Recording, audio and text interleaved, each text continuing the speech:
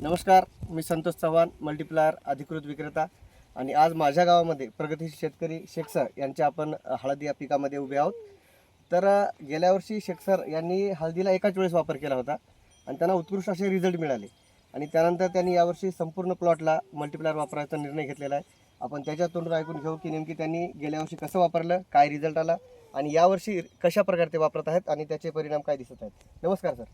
नमस्कार. तुमचा परिचय सांगा. मी शेख फकीर मोहम्मद, रिटायर केंद्र प्रमुख. आता 2017 रिटायर झालो आणि त्यावेळेसपासून शेती व्यवसायामध्ये मी पडलेला आहे.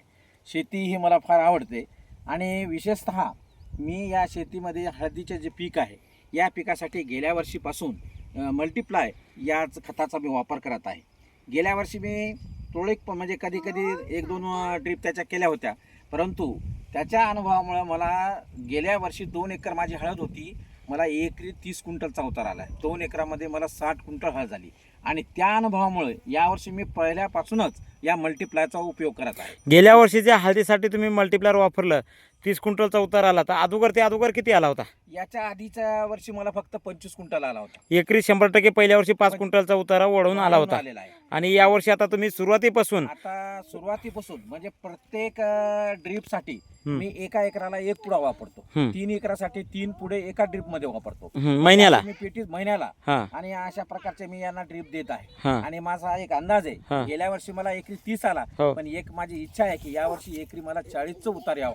हे कशामुळे वाटते तुम्हाला? कशा म्हणजे या जे मी मल्टीप्लायचा वापर केलेला आहे या वापरामुळे म्हणजे हळदीचं बघा, हळदीच्या पानाच बघा, हे गेल्या वर्षीच्या पेक्षाही या वर्षीची मध्ये हळद अतिशय चांगली आहे. आणि हे जे डोस दिल्यामुळं याच्यामध्ये जारवट जे मुळं जास्त करतात आणि त्याच्यामुळं कसं आहे की याचं भरपूर उत्पन्न होण्यासाठी मदत होते.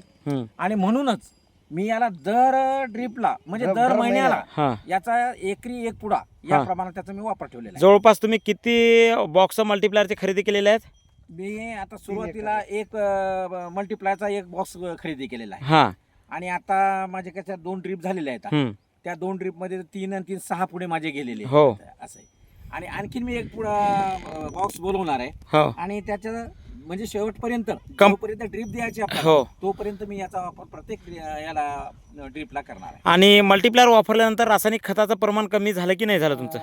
याचं प्रमाण फार कमी झालेलं आहे. कारण कसं आहे की जास्त त्याच्यावर जोरच नाही द्यायचा. खत एकदा दिलं सुरुवातीला, त्याच्यानंतर आता दुसरा डोस द्यायचा का नाही आता याच्या हळदीच्या डिफेंडवर राहील ते, परंतु देण्याची शक्यता नाही तेवढी. अशी तुम्हाला पिकाची क्वालिटी दिसते. क्वालिटी दिसायला. बरं, इतर शेतकऱ्यासाठी तुम्ही मल्टीप्लायर बद्दल काय सांगू शकता? इतर शेतकऱ्याला मी सांगू इच्छितो की बाबा सुरुवातीपासूनच तुम्ही याला मल्टीप्लायचा वापर करा.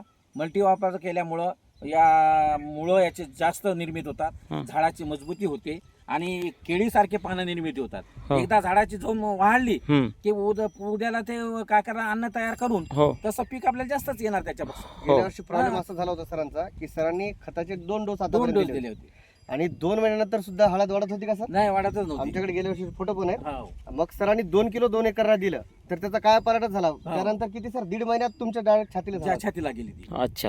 आणि त्यानंतर खताचे डोसच बंद झाले, कारण खत एवढं भरपूर जमिनीत होतं, फक्त अपटेक होत नव्हतं. आणि जेव्हा ते ड्रिचिंग केली 2 एकर 2 किलो, तेव्हा काय बदल झाला सर गेल्या वर्षी? त्यावेळेस हळद एकदम वाढली, हिरवीगारपणा, उंच, आणि त्याच्या प्रमाणाचं ते उत्पन्न सुद्धा मला मिळालं ना. गेल्या वर्षी एकरी 30चा उतार आलेला आहे. तर शेतकरी मित्रांनो बघू शकता, या शेतकऱ्यांनी जवळपास प्रत्येक महिन्याला 1 एकरला 1 किलो, असं 3 एकरला 3 किलोचा डोस यांच्या शेतामध्ये चालू आहे. आणि यांच्या शेतामध्ये कोणत्याही झाडाची क्वालिटी बघा, केळीच्या पानासारखी यांच्या साईज प्रत्येक पानाची झालेली आहे. तर यांचं म्हणणं आहे की मल्टीप्लायर वापरल्यानंतर 100% रासायनिकचा खर्च कमी होतो आणि उत्पन्नामध्ये वाढ होते. 100% होते सर. चला, अधिक माहितीसाठी संपर्क करा संतोष चव्हाण. Mobile number 85 54 01 64 31. धन्यवाद.